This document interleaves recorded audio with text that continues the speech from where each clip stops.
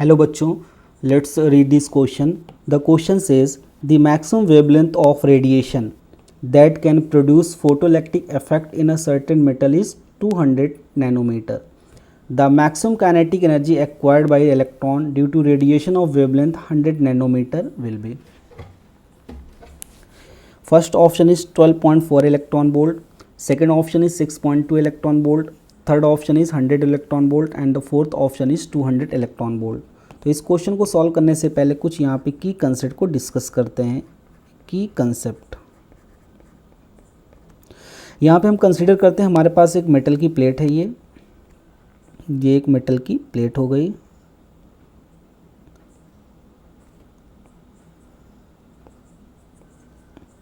और इस मेटल की प्लेट के पास यहाँ पे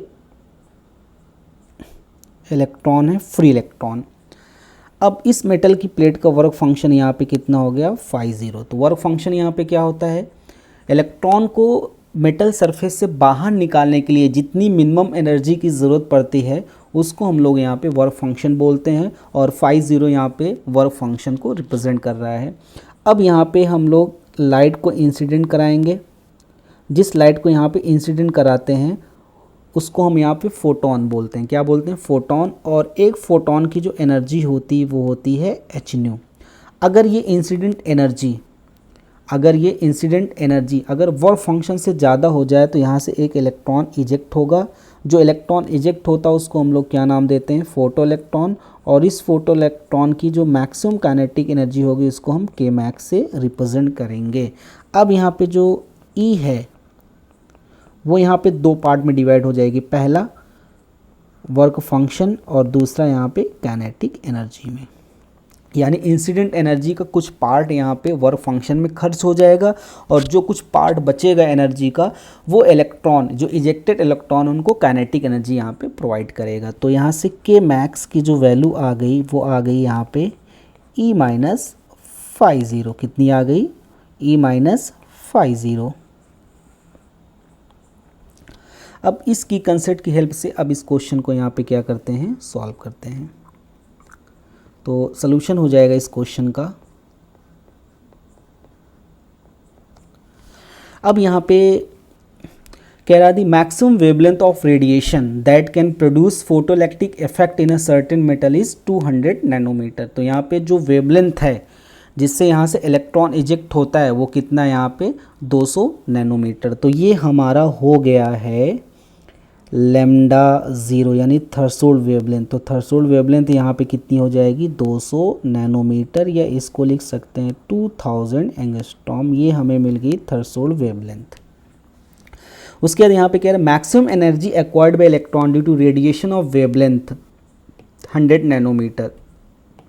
तो यहाँ पे लैम्डा कितना गिवन है, इंसिडेंट वेवलेंथ कितना है 100 नैनोमीटर, या इसको लिख सकते हैं 1000 एंगस्ट्रॉम. तो यहाँ पे लैम्डा नॉट यानी थ्रेशोल्ड वेवलेंथ यहाँ पे कितना दिया है 2000 एंगस्ट्रॉम, और इंसिडेंट वेवलेंथ यहाँ पे कितना दिया है 1000 एंगस्ट्रॉम. तो यहाँ पे इंसिडेंट वेवलेंथ अगर थ्रेशोल्ड वेवलेंथ से कम होगा तभी यहाँ से इलेक्ट्रॉन क्या होगा, इजेक्ट होगा. अब यहाँ पे हम के मैक्स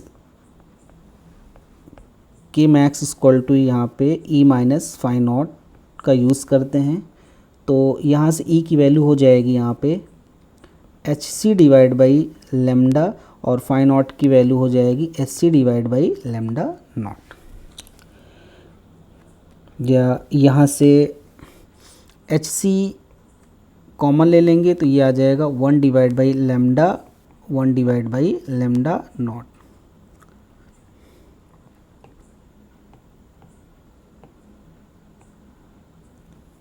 ये आ गई हमारे पास के मैक्स की वैल्यू. तो एस को अभी यहाँ पे रहने देते हैं. लैम्डा की वैल्यू कितनी है यहाँ पे 1000 है, और लैम्डा नॉट की वैल्यू यहाँ पे कितनी है 2000. तो ये हमने के मैक्स यहाँ पे कैलकुलेट किया. तो HC अब इसको सॉल्व करेंगे. यहाँ से अगर 1000 को कॉमन ले लेंगे बाहर तो बच जाएगा 1 माइनस 1/2, यानी ये बच जाएगा 1/2. तो ये हमने के मैक्स कैलकुलेट कर लिया. तो यहाँ से के मैक्स की जो वैल्यू आ गई वो आ गई HC डिवाइड बाई 2000 कितनी आ गई यहाँ पे, SC डिवाइड बाई 2000। अब यहाँ पे जो SC की जो वैल्यू होती है वो होती है यहाँ पे 12400 इलेक्ट्रॉन वोल्ट।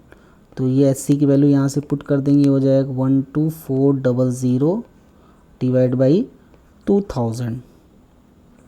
तो 1 0 से 1 0, 1 0 से 1 0, तो ये आ गया 6.2 इलेक्ट्रॉन वोल्ट। तो ये आ गई हमारी K मैक्स।